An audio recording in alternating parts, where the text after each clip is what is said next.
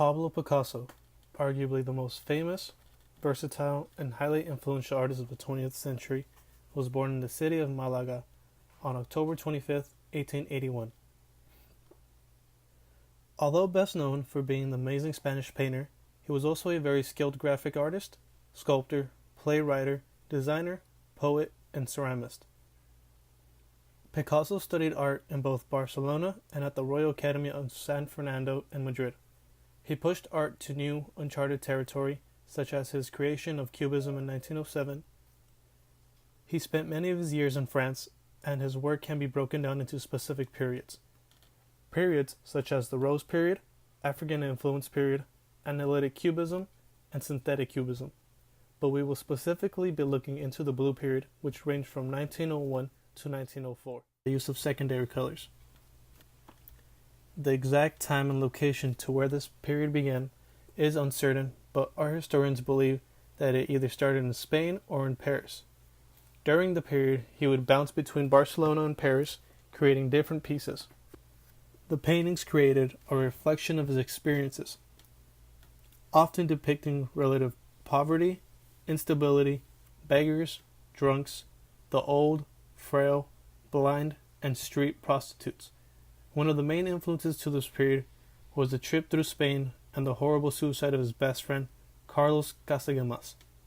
Another experience that was of great influence during this time was his visit to a women's prison called Saint Lazare in Paris, where the nuns actually served as guards. La Vie is seen as one of the few rare pieces of art created by an artist that has the power to mesmerize, psychologically challenge, and confound the observer. It is currently one of the treasured possessions of the Cleveland Museum of Art. Pablo's plan for this piece was never for the world to have a clear understanding of what this work was trying to illustrate. To fully understand La Vie, one must dive into the life of Picasso before the creation of this painting. While studying art, he met another student by the name of Carlos Casagemas. The two soon became best friends and traveled to Paris together in the summer of 1900. Casagemas was not a frequent visitor of the brothels, such as Picasso, due to his lack of sexual impotence. But he did end up falling for a woman by the name of Germaine. Sadly, she did not share similar feelings towards him, and Casagemas turned to alcohol and morphine to deal with his depression he was now in. He also heavily relied on his best friend Picasso through this difficult time.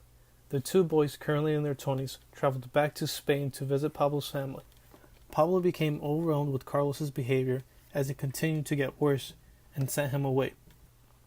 Carlos ended up back in Paris, and on February 17th, 1901, he was sitting in a cafe with Germaine and some other friends as he pulled out a revolver, attempted to shoot her, missed, and follows by shooting himself in the head on the right temple. Upon hearing news of his best friend's violent public suicide, Pablo was thrown into a depression. Overwhelming feelings of depression engulfed him for abandoning his best friend in his darkest hour. Broke and homeless due to him being thrown out by his family, and deeply depressed, the young artist turned to his love of painting. The painting's high level of difficulty to understand has added greatly to its reputation. The male figure represented here with his left index finger pointing out and his left foot moving forward symbolizes Casagemas. Picasso made him have an active image as if wanting to persuade something. This something could be what is to the right of the painting, which is a mother figure who is holding a baby. Perhaps this could be the family which Casagemas hoped for, even after being rejected by the woman he loved. To the left of the image is a nude woman who is slightly leaning on Casagemas. This could be a representation of his once lover.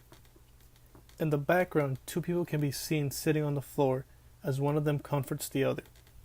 This may be the relationship that Picasso and Carlos had when Carlos was deep in depression. Finally, the bottom of the figure shows a single person sitting with their head between their knees. This person appears lonely and very much torn apart. This could be how Pablo pictured Casagemas before his terrible suicide, after being alone, tired, broke, empty, and rejected by his lover and best friend. Girl in a Chemise was made in 1904 and also marks the end of the Blue Period. When looking at this work of art, we see a blue-green background that is consistent with blue period paintings being overpowered as his beautiful female figure is used as the subject matter. When looking back to pieces that were created before this one, there is a clear message showing that most of his previous work was lacking the real sexual passion that this image radiates. The woman depicted here appears to resemble a mistress named Madeleine that Picasso had featured in erotic paintings before. The nightshirt that ever so slightly covers her left breast could be symbolizing her sexual availability. The shirt also helps enhance her physical structure, showing off the slenderness in the young woman's body. Her hair can be seen being pinned up as if ready to go to bed. When looking at the painting, one can make out that something appears wrong. Her face looks very sickly and has a deathly glow. At the time, it was common to see younger prostitutes have this ill purple hue, skeleton look on their face when close to death. Although having clear feelings for Madeleine, he would later end up cheating on her and eventually moving on. Having had carried the child of Picasso in the summer of 1904, before being pressured by him to have an abortion, it was clear that she too admired him deeply. The depression that the Blue Period years would bring to Picasso would actually follow him up until the end of his Cubist period. One of the returning themes in his period was the desolation of social outsiders, which can be seen in his La Vie piece. He was also very greatly influenced with the experiences that life would bring him, and would paint according to all his emotions he would feel as they happened. Both paintings, Girl in a Chemise and La Vie, are great examples of the very important events in his life which caused him overwhelming emotions and which shaped the man who he would become in future periods.